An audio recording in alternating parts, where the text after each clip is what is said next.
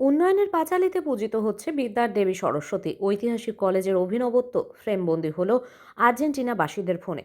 Serampore college 1818 সালে William Carey, Joshua Marshman ও William word প্রতিষ্ঠিত করেন, যা ভারতে পাশ্চাত্য শিক্ষার প্রাচীনতম প্রতিষ্ঠানগুলোর মধ্যে অন্যতম এবং এটি এশিয়ার দ্বিতীয় প্রাচীনতম কলেজ হিসেবে পরিচিত। গঙ্গার ধারে প্রতিষ্ঠিত এই কলেজের রীতি মেনে সরস্বতী পুজো হয়ে থাকে প্রতি বছর।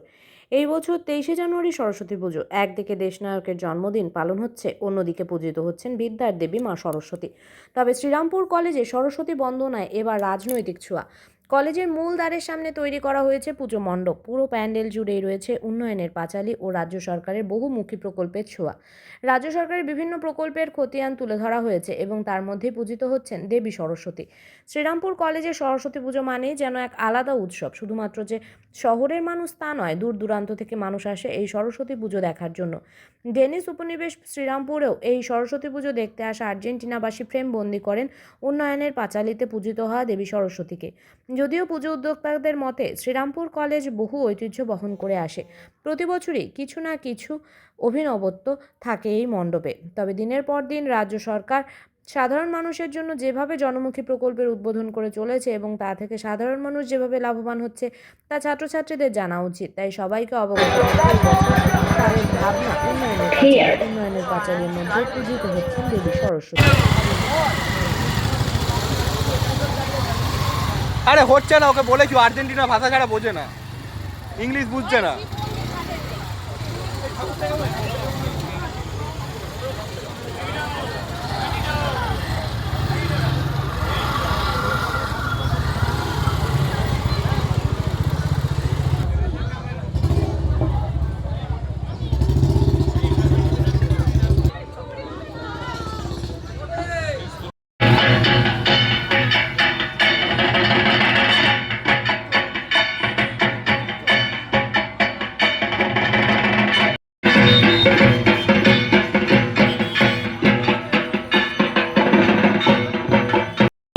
সরস্বতী বন্দনায় উন্নয়নের পাঁচালীটা। সরস্বতী পুজো এবারে আমাদের নতুন থিম উন্নয়নের পাঁচালী, কারণ এটা দেখতেই পাচ্ছেন আমরা শ্রীরামপুর শহর তৃণমূল ছাত্র পরিষদ এবং শ্রীরামপুর কলেজ তৃণমূল ছাত্র পরিষদের উদ্যোগে যে সরস্বতী বন্দনা, সেখানেই আমরা এই বছরের যে উন্নয়নের পাঁচালী যে থিমটা তুলে ধরেছি। এইটি আমাদের এই বছরের সামনে সবাই জানেন যে 26শে বিধানসভা ইলেকশন এবং আমাদের নেত্রী বাংলার অগ্নিকন্যা মমতা বন্দ্যোপাধ্যায় যে উন্নয়নের পাঁচালীটাকে সামনে ধরে যে এরকমভাবে আমাদের আগামী পথ দেখাচ্ছে, যে আমাদের উন্নয়নের পাঁচালী হচ্ছে বাংলার গৌরবময় যে 15 বছরের যে রিপোর্ট কার্ড। ভারতবর্ষের বুকে কোনো স্বাধীনতার পর কোনো রাজনৈতিক দল নেই যে তার যে কোনো সরকার চলাকালীন কী কাজ করেছে তার রিপোর্ট কার্ড পেশ করা। আমাদের মমতা বন্দ্যোপাধ্যায় একটাই বাংলার নেত্রী যিনি মানুষের ঘরে ঘরে পৌঁছে যাচ্ছেন তার রিপোর্ট কার্ড নিয়ে, যে 15 বছর ধরে তিনি বাংলার মানুষের জন্য কি কাজ করেছেন, সেটাকেই সামনে রেখে আমাদের এবছর নতুন ভাবনা উন্নয়নের পাঁচালী। এবং আপনারা দেখতেই পাচ্ছেন যে আমাদের সমস্ত রকমের যে প্রকল্প মমতা বন্দ্যোপাধ্যায়ের, আমাদের কন্যাশ্রী থেকে শুরু করে স্বাস্থ্যসাথী থেকে শুরু করে রূপশ্রী থেকে শুরু করে বিভিন্ন সব প্রকল্প আজকে বাংলার 8 বছর থেকে 80 বছরের মানুষের সবাই মমতা বন্দ্যোপাধ্যায় কোনো না কোনো প্রকল্পের সাহায্য পায় এবং ঘরে ঘরে আজকে বাংলার প্রত্যেকটি ঘরে ঘরে মমতা বন্দ্যোপাধ্যায়ের প্রকল্প ছড়িয়ে পড়েছে।